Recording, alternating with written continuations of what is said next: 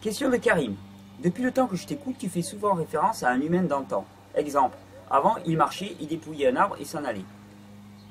Quand il marchait dans la forêt, les feuilles et les arbres les brossaient. Du coup, je suis d'accord que nos gènes ont peu évolué depuis ce temps. 99,9% similaires. Et que nous sommes donc adaptés à une alimentation crue, comme tu l'as déjà dit. Question.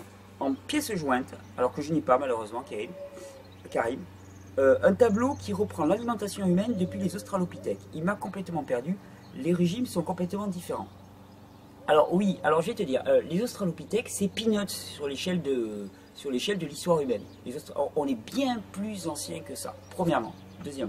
Premièrement. Donc de toute façon, ça veut rien dire. Je veux dire. Et puis les australopithèques, dans quelle région du monde? Je veux dire, nous sommes l'espèce humaine, hein, vraiment, génétiquement parlant, tout indique que nous sommes issus des tropiques. Alors, que ce soit l'évolution, que ce soit la création, nous sommes une espèce tropicale qui a évolué dans les tropiques. Hein. Ensuite, que les australopithèques aient vécu dans des contrées hostiles et qui se soient nourris de viande, c'est possible, à une époque récente, relativement récente.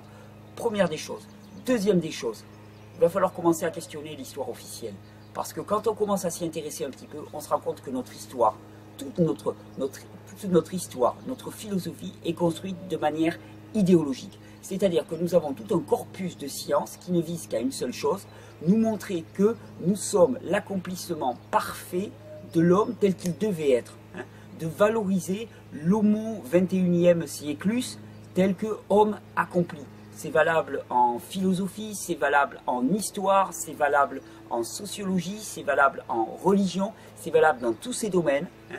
On réécrit l'histoire. Nous avons une vision très partiale de l'histoire. Il serait temps d'interroger. Et il y a des historiens alternatifs. Et ce qu'ils te montrent de l'histoire, eh bien ça fait drôle. Ça fait vraiment drôle. Il y a autre chose, par exemple, qui surprend souvent les gens.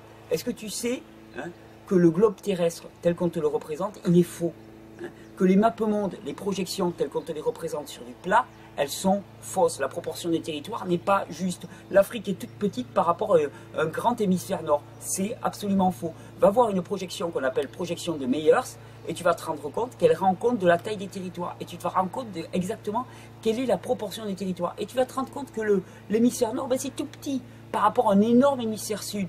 Mais que ça sert une certaine forme d'idéologie. Alors laquelle est la bonne? Est-ce que c'est la classique? Est-ce que c'est la projection de Meyers? C'est un petit peu entre tout ça.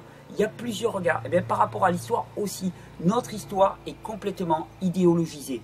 Donc, moi, les histoires d'alimentation qui ont progressé, l'homme qui a mangé de la viande, tatati, tatata, ce que je sais, c'est que l'homme mangeait cru, hein, et qu'il mangeait ce qu'il trouvait. Alors, s'il a bougé vers le nord parce qu'il était plus sous les tropiques, ça c'est son histoire, et il mangeait ce qu'il pouvait. Mais il mangeait cru, de toute façon. Donc, ce genre de débat-là me paraît complètement infondé. Et je sais que ça sort souvent. Mais effectivement, je te dis, le but toujours c'est de prouver que l'homme s'est adapté à la cuisson, que l'homme s'est adapté au développement technologique et que finalement le développement technologique, passer sa tondeuse un petit matin, eh bien c'est l'accomplissement, c'est le nec plus ultra de ce qui peut arriver pour un humain. Eh ben, je ne suis pas d'accord. Je suis absolument pas d'accord. Il est temps de questionner tout ça. Et il y a vraiment une histoire alternative qui est à créer, qui se crée progressivement, mais qui est vraiment à créer.